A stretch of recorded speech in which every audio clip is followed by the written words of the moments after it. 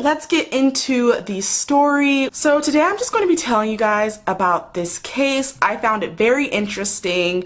It's a very weird case, but you guys will just see. This story is about two girls. One is Kris Kremers and the other is Lisanne Froon. For this story, we're just going to call them by Kremers and Froon. These were two girls from the Netherlands that planned to go to Panama. So they decided to tour Panama for 2 weeks. And after the 2 weeks, they landed in this place called Boquete. I have no idea if I'm actually pronouncing that right, but I'm just going to pronounce it Boquete. At this time, when they landed in Boquete, they were going to be staying with a host family and volunteering at a local school. However, on April 1st, 2014, Kremers and Froon decided to take the host family's dog on a walk. They were gone for hours, and eventually the dog returned without either of the girls. The host family decided to search around the home, but they did not call the police immediately. And this is one thing that I think is a pivotal moment in the case because, I don't know, maybe it's different culture or, you know, just a different, upbringing completely. But for myself, if, say, I had a student and I was part of that host family, I would immediately call the police. That would be the first thing that comes to my mind. You know, two girls, even though they're in their 20s, I still think that if they're not coming back immediately, that first thing that would come to my mind, if they left with the dog and then the dog comes back and they're not there, it would be to call the police. So I feel like that's a very pivotal moment and that possibly could have saved these girls' lives if they had called the police immediately. So it was on April 2nd that the girls had planned to tour Boquete, which is really weird that they would go on a walk around the same place they planned to tour the very next day.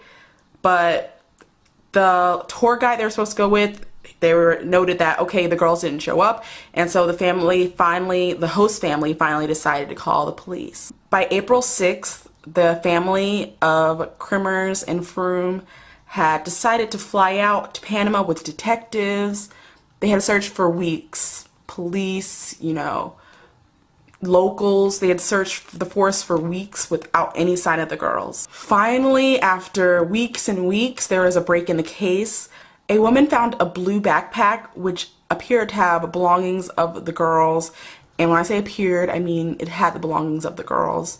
It had cameras, phones, clothing, just lots of things that the girls would have. Also a passport with one of the girls' actual name in it. So of course it's definitely their stuff. The woman claimed to have found it on a rice paddy near the riverbank, and the backpack was in perfect condition. So that leads me to believe that someone possibly might have taken it or stolen it, or I don't know, somehow had it and then just randomly decided to turn it in. It's just really strange. Since the backpack had their phones and cameras, those were the main, you know, things of evidence that the police had to kind of figure out what had actually happened. It turns out there were dozens and dozens of dropped calls that were, you know, attempted to call 911, and this was over days. So on April 5th, Froon's phone had finally died. And during this time, in between April 1st and April 5th, these girls are trying to make so many 911 calls. On April 6th, it appears that there were several attempts to unlock Kremers' phone. And, you know, the person who I actually think it was Froon, who maybe something had happened to Kremer. Then in between April 7th to April 10th, there were 77 attempts to contact law enforcement made from Kremers' phone. By April 11th, Kremers' phone was dead. On the camera, the girls had taken several photos at night, and I think maybe the only reason for this, because the photos, which I'll try to link down below, the photos, they were taken, they're like just random of like the forest and the trees and the dirt and the dark. But there was also one which shows that Kremers' head was leaking blood. So I just assumed from that maybe something had happened to Kremer where she maybe had passed, and so Froon was left alone and she was the only one able to unlock the phone. So after investigating where the backpack had been found a few times, they had found Kremers' clothing neatly piled, like right around that area where they had found her backpack. It's getting really late really fast, so I'm going to try to speed up the story a little bit. So 2 months after finding the book bag and the clothing, they had found a pelvic bone and a boot with a piece of a foot inside of it. After that, several bones of the woman were found scattered throughout the river, and it was confirmed to be Froon's and Kremers' bones.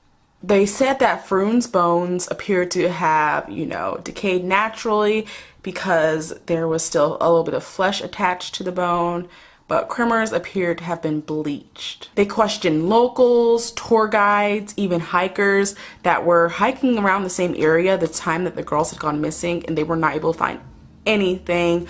Their disappearance and their deaths still remain a mystery. I think it is clear that these girls probably succumbed to, nature, the forest, getting lost, trapped, and, probably injured while they were on the trail. I feel like there's just so many weird, out of place things about this case that just makes it not right. I feel like, why didn't the girls go back with the dog? Clearly the dog knew where he was going. He was able to make it back. So why didn't the girls go back with him? Or if one was injured, like I think Kremer might have gotten injured during their hike, I feel like at least one of them could have gone back and been like, okay, she's here, just so both of them wouldn't die. I just feel like it wasn't something it just made no sense to me. Like, the dog made it back, but the girls didn't. Also, as I had mentioned earlier, like, why would they go on a hike of a place that they had a tour for the very next day? And then there's also the things with their clothes ending up on the bank, and then their backpack ending up on the bank miraculously after months and months. My theory is that maybe, the girls did die a natural death, getting stuck in the woods, and that maybe locals had found their things and just stole it and then just randomly decided to give it back. But I don't know, just some things about this case just don't make sense. It's actually getting really dark out, guys, but I'm just gonna leave it at that for you. What do you guys think happened? It's completely possible that maybe I watched too many horror movies, but this does sound like it has some kind of horror movie traits to it. So tell me what you guys think. It's quickly getting dark in here, so this is going to be the end of my video. I hope you guys all enjoy. I'll be making a lot more videos, and so look out for those. As always, I love you guys. Thank you for watching. Bye.